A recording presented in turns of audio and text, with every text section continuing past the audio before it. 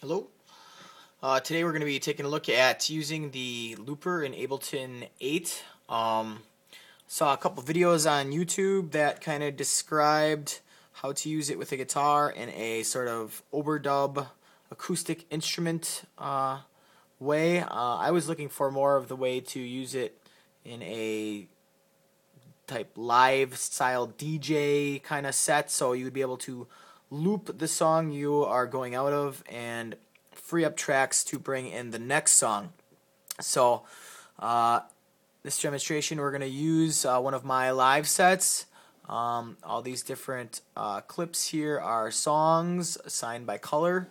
So this blue row here would be song number 9. Starting at the top, going to the bottom, that's how my songs progress. So if you'd start at the beginning with the intro, and then toward the middle, you would have sort of a breakdown, and at the end, the song would end. So for this example, I'm just going to play through it, and at the end, I'm going to want to loop what I have playing and free up all these other tracks. So let's open up our looper here. On the looper, I have 3 buttons assigned to a MIDI controller. This is the important part here. I have, on my MIDI controller, I have this button assigned to stop the looper. I have the play button to record with the looper.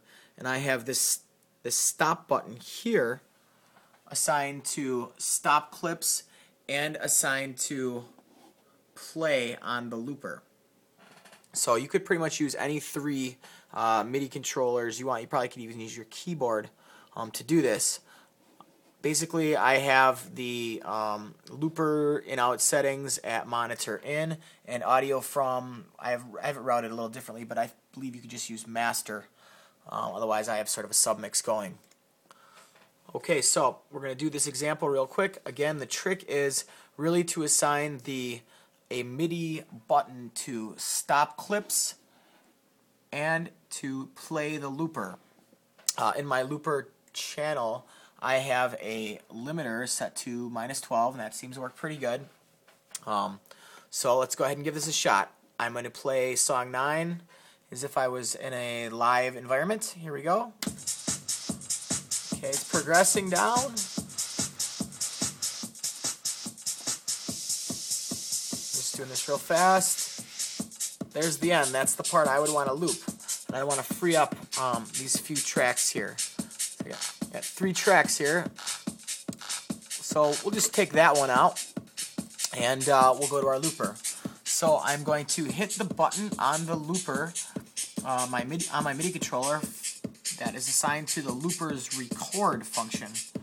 So here we go. I'm recording. Now I have 4 bars to hit that stop clips button, which also triggers the looper to play. So now there are no tracks playing in the channels, and the looper track is playing. I also have an auto filter on here just for example purposes. So now we can mix into the next song.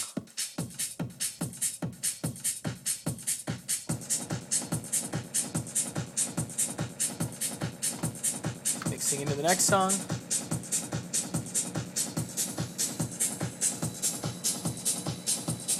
So now we want to loop that. Well, let's take out our other loop first. Okay, so that's gone. That's the loop from the previous song. Now I'm just going to hit the stop button on the looper. Open my filter back up. And so we want to loop the very end of it. We'll just loop some of this. Maybe this one. So we want that one to loop, freeing up our tracks.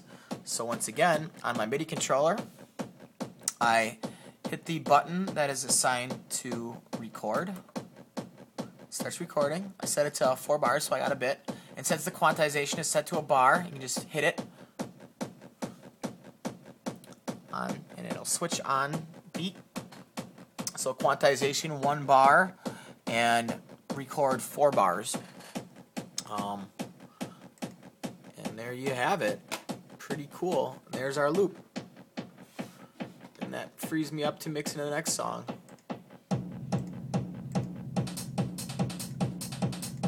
Pretty sweet.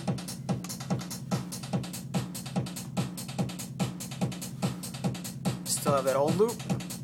One more time for the hell of it. So here's what we'll be looping. Go to our looper track. It's playing. Open the filter back up. Record. All the time in the world to hit stop clips and play. Here we go. Now I did it. It switched over.